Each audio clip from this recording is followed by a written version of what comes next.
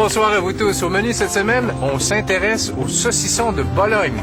On goûte des pestos et on découvre le barramundi. Bienvenue à l'épicerie.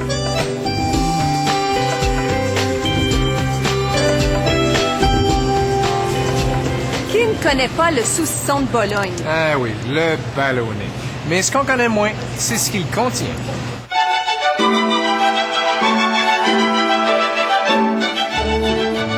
Un sandwich de Bologne bien garni de moutarde. Quel souvenir réconfortant. Ce saucisson cuit, fabriqué de restes de découpe de viande, est né au 15e siècle à Bologne, en Italie. À une certaine époque, son coût modeste en a fait le steak des pauvres. Aujourd'hui, son prix est comparable à d'autres charcuteries, mais il est toujours aussi populaire. Comment le Bologne est-il fabriqué ici? À l'usine d'Olimel, en banlieue de Québec, on produit les saucissons Olimel et La Fleur, mais aussi ceux de plusieurs marques maison. Premier ingrédient, la viande. Il peut rentrer du gras de porc, il peut rentrer des cœurs, il peut rentrer des trémures de bœuf si c'est un produit de bœuf. Il peut rentrer aussi de la viande désossée mécanique de poulet ou de dinde ou de porc. Quand on désosse du poulet ou du porc ou de la dinde, il reste toujours de la viande un peu après les os. Okay, on peut pas tout enlever. Donc, ce qu'on prend, c'est qu'on prend ces carcasses-là, ces morceaux-là, on les hache, on les broie plus, et on les passe dans un équipement qui va séparer la viande des autres. Ça ici, c'est un collecteur d'os ou de gros cartilage. Donc, dans la hachoir, si la hachoir pogne des os, des cartilages, ça va sortir aussi. Et quel est donc cet ingrédient qu'on nomme sous-produit? Les sous-produits de viande, c'est quoi au juste? Pour nous, le seul sous-produit qu'on utilise, c'est du sang. Ouais. OK? Mais ça pourrait être du foie, mais nous, on n'utilise pas, là. Mais c'est surtout qu'est-ce qui n'est pas muscle. Le cœur, c'est un muscle, alors que le sein, le foie, c'est pas un muscle. Donc, c'est un sous-produit. Le Bologne doit contenir entre 10 et 12 % de protéines, dont au moins 9 % de protéines animales. Le mélange de viande peut varier beaucoup. Beaucoup de et où est-ce que ça dépend des arrivages ou c'est autre chose?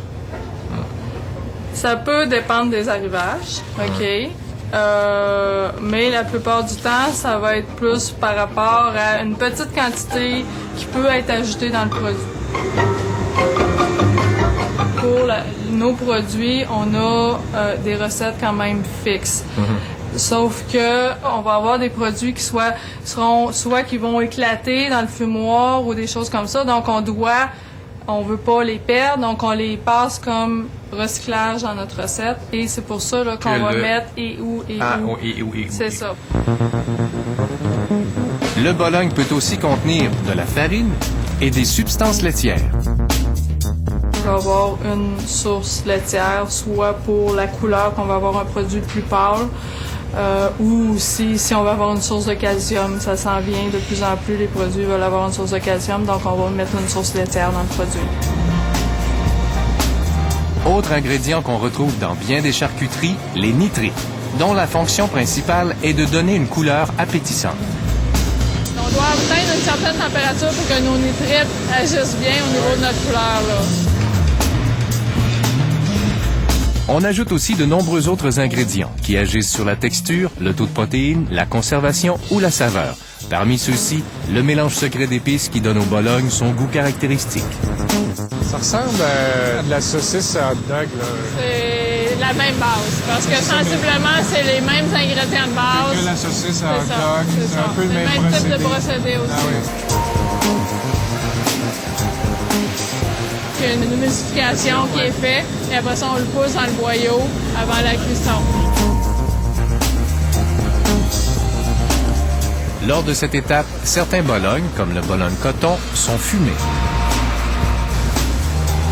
Une fois cuits, les Bolognes sont refroidis à l'eau ou à l'air selon la nature de leur membrane. La charcuterie est alors prête pour l'emballage et la dégustation. Odette Navratil, du service de lipidologie du Centre hospitalier de l'Université Laval, a analysé pour l'épicerie une vingtaine d'échantillons de Bologne. Ça ici, on a à peu près 100 grammes de Bologne. Alors, en termes de carré de beurre, ça équivaut à 5 carrés de beurre, soit 20 grammes de gras pour cette quantité-là de Bologne. Pour ce qui est du sel, du sodium, un 100 grammes de saucisson de Bologne nous fournit 1000 mg de sodium, soit l'équivalent de 5 sachets de sel. Vous trouverez aussi en comptoir du Bologne de poulet, moins gras, et du Bologne léger. Ce dernier doit contenir 25% moins de gras et de sel que la version régulière. Et donc, il en reste quand même. Il en reste quand même passablement, oui. Un Bologne végétarien existe aussi. Il contient plus de protéines, mais se vend le prix du steak de surlonge. Ce produit-là est enrichi en fer, il est enrichi en vitamines, en thiamine, en vitamine B12 et en zinc, et l'enrichissement est vraiment significatif comparativement aux autres charcuteries. Alors, c'est un produit qui est vraiment intéressant au niveau nutritionnel pour toutes ces raisons-là.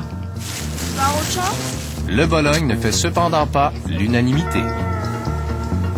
Les gens le traitaient de charcuterie cheap, si on veut. Fait que, oui, la mortadelle est considérée un petit peu plus.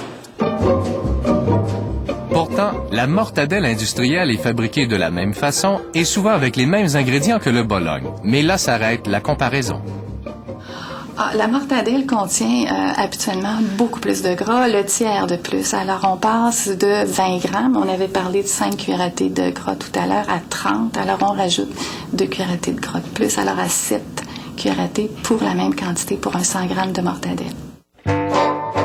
La mortadelle se vend entre 10 et 16 $ le kilo, alors que le Bologne se vend de 4 à 9 $ le kilo. Sachez aussi que plus on manipule le Bologne, plus son prix est élevé. Vous paierez jusqu'à 2 fois plus cher pour un Bologne tranché et préemballé.